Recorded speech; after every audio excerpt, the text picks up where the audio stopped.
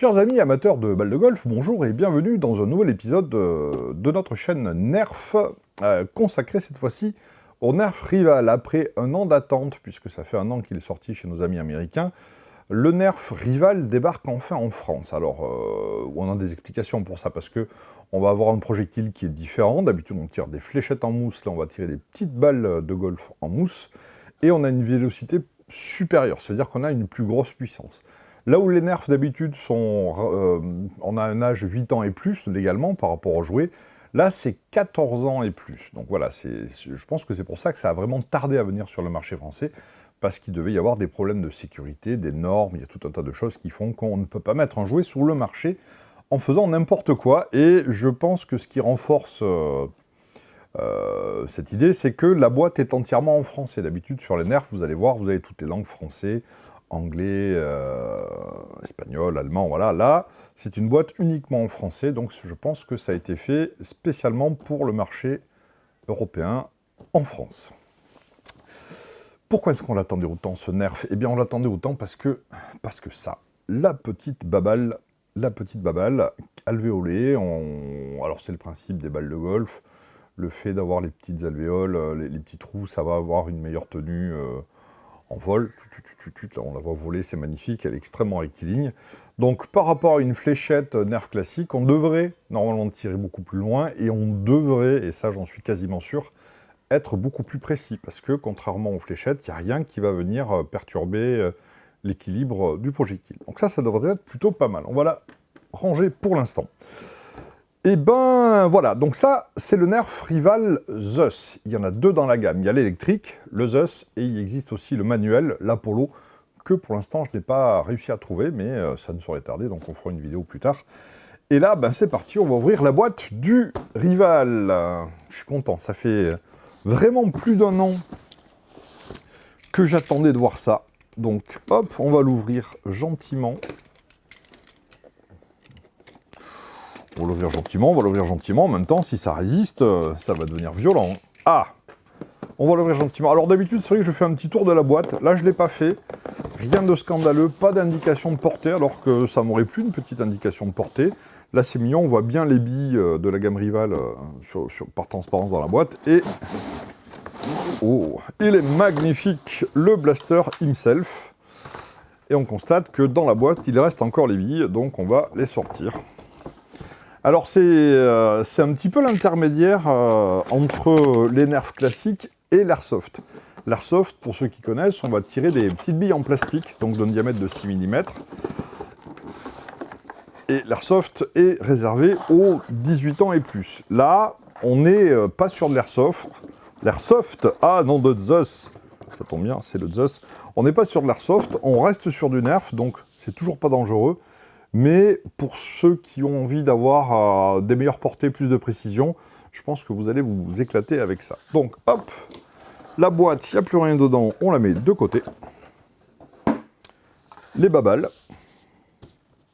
Qu'est-ce qu'on a dans cette boîte? Le blaster, le chargeur, des rails tactiques. Et oui, parce que sur la boîte, maintenant, il y a marqué rails tactiques et non plus rails de personnalisation. Le conteneur pour les bibilles, la notice, ça va être important, ça c'est méchamment vide, donc hop, on le met de côté. On va commencer par la notice. Donc le le Rival. Alors la gamme Rival est déclinée en deux couleurs. Je viens de martyriser la pauvre notice, mais bon, ça reste encore lisible. La gamme Rival vient en deux couleurs, donc ils estiment qu'il y a l'équipe rouge et il y a les mêmes blasters, exactement les mêmes blasters en bleu. Donc équipe rouge contre équipe bleue. Oh, peu importe, moi j'ai pris rouge parce que ça va plus vite. Et oui, les Ferrari qui sont rouges et elles vont plus vite. Qu'est-ce que ça nous dit? Assemblage, on clipse les trucs, on met les piles. Il y a 6 piles taille C quand même, ça rigole pas. Les bibilles dans le chargeur dans le truc, le machin, précaution à prendre. C'est magnifique, que c'est beau quand le chargeur est vide. Magnifique. Je disais toujours les notices. Hop. On va désincarcérer la chose rapidement. Donc, nouveau type de chargeur, plus rien à voir avec les chargeurs Nerf classiques, puisqu'on va y mettre les billes. Les rails tactiques qui sont ici, qu'il va falloir assembler. Alors, ça ressemble beaucoup plus effectivement au rail Picatinny qu'on va trouver sur l'airsoft ou sur les armes, qu'au rail Nerf standard. Donc on peut voir si, pourquoi pas, on pourrait pas y mettre des accessoires qu'on va trouver pour l'airsoft, des lampes, des viseurs, ce genre de choses. Il faudra faire les essais plus tard. Et voilà le blaster dans toute sa splendeur. On va faire un petit tour du propriétaire. Donc on a un blaster plastique, assez léger puisqu'on n'a pas encore mis les piles. Donc celui-ci est rouge, on a des petits marquages au pochoir, bon vite fait, un peu dégueulasse quoi ça. Ça c'est pas top qualité les marquages.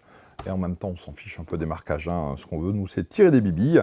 Il y a des boutons partout, donc ça ce sera probablement le bouton pour lancer les moteurs comme sur les nerfs électriques classiques. Pour tirer, pour enlever le chargeur. La trappe pour désenrayer, probablement. Pour l'instant, elle ne s'ouvre pas. Je pense qu'il faut y mettre un chargeur pour pouvoir l'ouvrir, je pense. De l'autre côté, nous avons ceci qui... Oh, ce serait... Oh, la sécurité. Il y a une sécurité sur ces nerfs, les enfants. La vache, il y a une sécurité. Pas tir, tir. Donc, c'est bien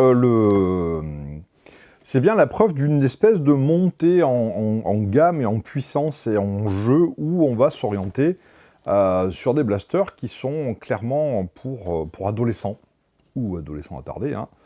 Mais voilà, on a des fonctionnalités qu'on va retrouver sur des répliques d'Airsoft et c'est plutôt sympa. La prise en main, la poignée, elle est un peu super chouette, très confortable. Le doigt, oh la vache, le doigt nickel. La prise en main ici, sous le garde-main, très bien. La crosse fixe. On a une... Il me tardait de l'avoir en main, celui-là. On a une super bonne prise en main. Le rail tactique ici, avec... Pour une fois... Pour l'instant, il n'y a rien à dire de négatif sur ce nerf. On a même le guidon rabattable. Et un presque vrai guidon pour viser, puisque je compte plus le nombre de nerfs qu'on a fait où on avait... le viseur à l'avant et pas à l'arrière, ou le viseur à l'arrière et pas à l'avant, ou alors il y avait les deux, mais au milieu, il y avait une poignée qui empêchait de viser. Et bien là, on a quelque chose qui ressemble vraiment à une visée. C'est-à-dire que là, jusqu'à présent, ce nerf, c'est un peu la fête. Hein. Il y a un peu tout ce qu'on aime. On va rajouter les rails tactiques. Donc, les rails tactiques, en principe, il y a un détrompeur pour que je ne me trompe pas. Du coup, je crois que j'ai pas bien lu la notice. Ah, voilà. Donc, ça va être là, par là. Un petit clic. C'était quoi la pub? Un petit clic. Kodak, j'en sais rien. Voilà, je ne sais plus. Donc là, on a un rail qui se met parfaitement ici. Et de l'autre côté, pas du tout pour y mettre un rail tactique. Ça va être plus pour y mettre des petits accessoires comme ça. Parce que comme je suis faible dans ma tête, j'ai acheté un deuxième chargeur. Et alors, TomTom essaye de me dire quelque chose. L'autre rail tactique, comment ça? Qu'est-ce que tu veux dire, TomTom? Il ne lui demande que la parole. Non, vas-y, exprime-toi, TomTom. L'autre rail tactique, tu peux le mettre dans les petits trous, là. L'autre rail tactique, je peux le mettre dans les petits trous. Bien vu, TomTom, parce qu'effectivement, moi j'étais parti sur autre chose, je voulais y mettre ça. Mais c'est pas fait pour non plus. Donc, bien joué. Dans l'autre sens, peut-être. Ah, voilà. Donc, c'est pour ça qu'on travaille en équipe. Hein, voilà. Donc, on a les deux rails tactiques. On ne peut pas se tromper, puisque ça ne s'installe pas du tout de la même façon. Du coup, avant d'être interrompu grossièrement par TomTom, t'es gonflé quand même, je ne sais plus où on va mettre ça. Probablement sur les rails tactiques. Mais c'est merveilleux. Donc, hop. Ça, c'est des accessoires qu'on va trouver dans les chargeurs supplémentaires, parce que il va vous en falloir des chargeurs supplémentaires. Je pense qu'il y a une cadence un petit peu de folie. Donc, on va pouvoir clipser ça sur la rail tactique pour y mettre un chargeur de plus. Bon, c'est assez laid ce que je viens de faire, mais vous avez saisi l'idée et la vache, pour une fois, un accessoire de nerf qui tient super bien. Ça aussi, c'est la révolution chez Nerf. On a des vrais accessoires qui sont utiles et qui ne se pètent pas la gueule dès qu'on les secoue. Donc, les deux rails tactiques, merci TomTom.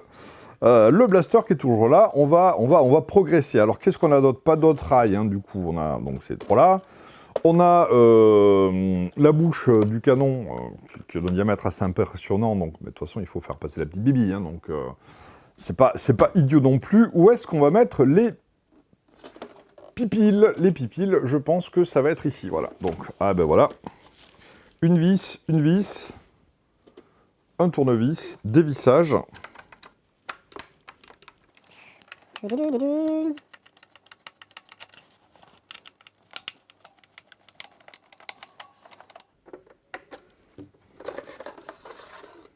C'est de toute beauté.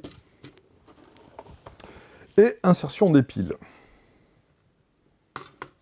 Une pile.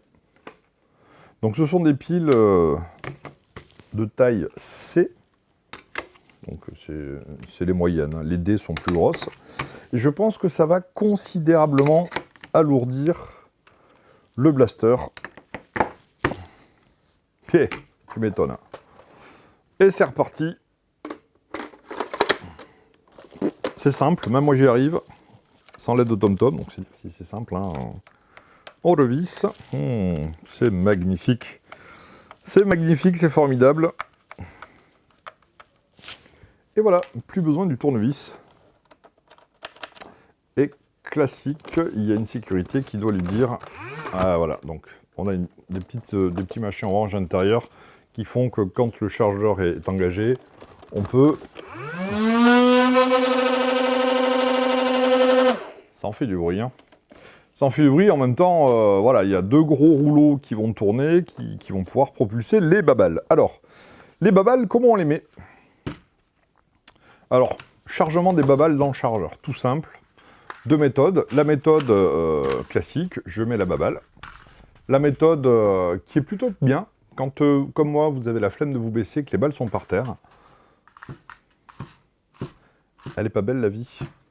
Voilà, une partie d'hypoglouton en 30 secondes. Et on y met 12 babales. 1, 2, 3, 4, 5, 6, 7, 8, 9, 10, 11, 12 bubbles. Deux chargeurs. Donc ça va vers l'avant. Alors, je fais ça au pif, évidemment, parce que j'ai lu en traviole, hein, on met le chargeur dans le dedans de l'appareil, mais visiblement pas dans ce sens. Mais oui, parce que... Alors, pour pas se tromper, le côté biseauté en haut, parce que ici, c'est biseauté également. Et là, sous vos yeux ébahis, ça se clipse parfaitement. Voilà, le nerf rival prêt à tirer. Je suis très très curieux de pouvoir tirer avec. Du coup, maintenant que le chargeur est là, je suppose qu'on peut ouvrir... Ah voilà, c'est génial. On peut maintenant ouvrir ça. On va voir effectivement les deux rouleaux. Les deux rouleaux du truc qu'on ne peut pas activer parce qu'une sécurité doit le dire, la trappe est ouverte pour éviter que vous mettiez vos doigts là-dedans pendant que ça tourne et que vous faisiez mal. Donc voilà, mais ça je désactiverai plus tard. Ça peut permettre de voir les rouleaux tourner. Donc ce sont des rouleaux qui sont incurvés dans leur centre pour pouvoir accompagner correctement les balles, les billes, les babales, les bouboules. TomTom est impatient, ça fait quelques mois que nous n'avons pas tourné, ça fait quelques mois que TomTom n'a pas pris de billes. Donc il se demande quel effet vont faire des billes, quel effet vont faire ces fléchettes.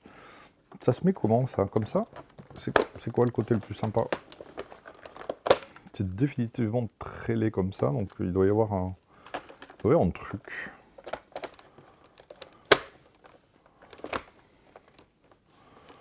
Pas très joli comme ça. Bon, on verra plus tard.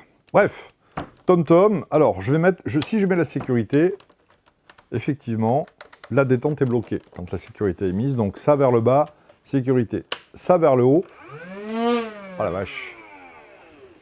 Ça vers le haut, pampan. Alors, c'est parti.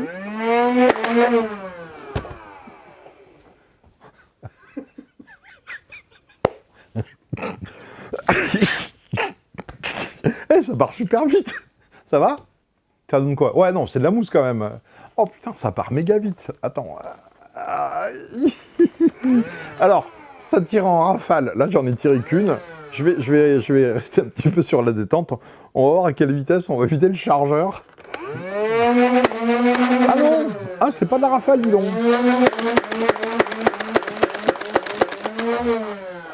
Ah, je croyais que c'était en rafale. C'est pas de la rafale. Mais, et on le sent, hein, quand on appuie, il y a un clac. Sur la détente, ça fait pas juste un contact, ça fait clac. C'est génial. Changement de chargeur et test de portée.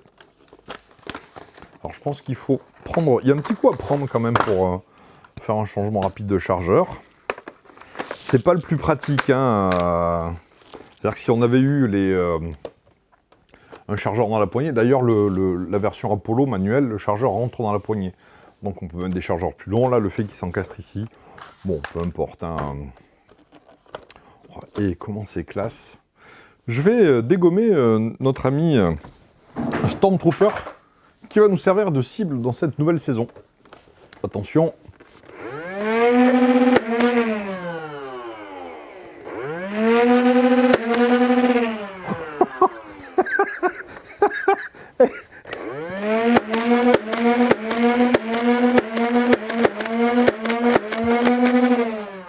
Je lui ai tout mis dans la tête. Alors, on vise et ça tire où on vise. C'est révolutionnaire pour du nerf. Vous n'allez pas me dire, vous avez pas, voilà, à 2 mètres, oui, ça va tirer où vous visez, mais à 10 mètres, 15 mètres, ça tire jamais où vous visez. J'ai tout mis dans sa tête, on porte son trooper. C'est vachement bien. La fléchette, la bille, elle part super vite, super loin, et c'est super précis. Eh ben, il va falloir qu'on organise une petite partie de nerf. Il va falloir que les autres s'équipent. Alors, il va falloir que les autres s'équipent aussi, parce que un gars dans une équipe qui a ça, et que si personne d'autre n'a de rival, c'est une boucherie. Hein. Je pense qu'on peut difficilement lutter contre ça.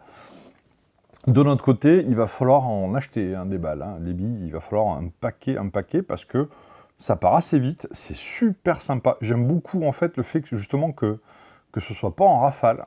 Ça permet de contrôler le tir. Il y a plein de bidouilles sur le net. Alors celui-là, il a été bidouillé depuis un an qu'il est sorti aux États-Unis. Il a été bidouillé dans tous les sens. Donc pour le faire tirer en rafale, il a été bidouillé pour rajouter des billes dans le chargeur, puisque là on a en fait un ressort qui vient compresser, donc qui vient de faire des espèces de tuyaux dans lesquels ils mettent je sais pas combien de billes.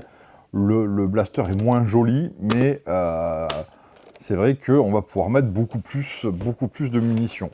Voilà. Donc là, il faut, si on veut être un petit peu rapide sur le changement de chargeur, je pense qu'il faut passer un petit peu de temps à s'entraîner. On peut le sortir des deux côtés, donc donc là je le mets facilement, là je le sors, là je le mets facilement. Ouais, on peut, voilà, en manipulant, on peut arriver vite à faire quelque chose d'un peu efficace, voilà, en termes de rechargement. Au niveau du prix, c'est pas donné, hein, évidemment.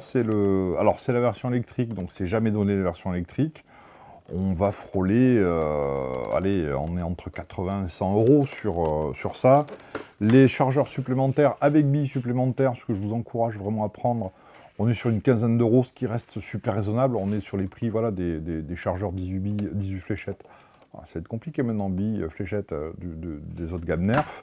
En plus, à chaque fois, vous avez ces fameux clips que je trouve plutôt malins. Dès que j'aurai trouvé une façon un petit peu ergonomique et pas disgracieuse de les placer. Voilà, c'est encore une fois moche. En même temps, je ne suis pas décorateur d'intérieur. Par contre, ça tient super bien, quoi. Mais voilà, il doit y avoir une façon pas trop... Ah bah, c'est pas mal, ça. C'est pas mal, on a 2 rails tactiques, donc on peut très bien, sans avoir de poche, je parle de poche tactique, hein, sans avoir de poche tactique, on peut très bien se trimballer avec, oh, ça fait un peu porte-avions, mais on peut très bien avoir les 2 chargeurs supplémentaires sur le Nerf, pourquoi pas, on peut y mettre une petite caméra, non c'est vraiment bien, les rails sont bien, le blaster il est confortable, il couine pas dans tous les sens, même avec les piles, il reste bien équilibré, il n'est pas trop lourd, la prise en main est géniale. Que dire? Eh ben, pour ce début de nouvelle saison, eh ben, voilà, j'avais vraiment envie de commencer par celui-là et je suis super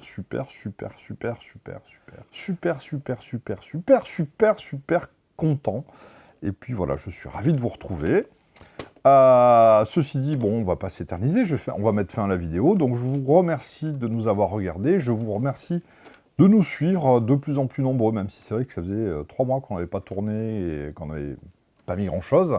Donc la chaîne réouvre pour la nouvelle saison. En même temps, on fête nos 1 an, et en 1 an, on a dépassé les 6000 abonnés, et on vient juste de dépasser le 1 000 000 de vues, ce qui était juste absolument pas l'objectif, parce qu'on voulait juste faire les couillons dans notre coin en montrant des nerfs. On pensait pas du tout qu'il y aurait autant de monde qui nous regarderait. Donc je vous remercie, surtout continuez à liker ou pas. Si vous aimez pas, vous mettez un pas like, je sais plus comment ça s'appelle, à nous partager, à nous suivre, à mettre des commentaires, tout ça, merci beaucoup, à bientôt, au revoir.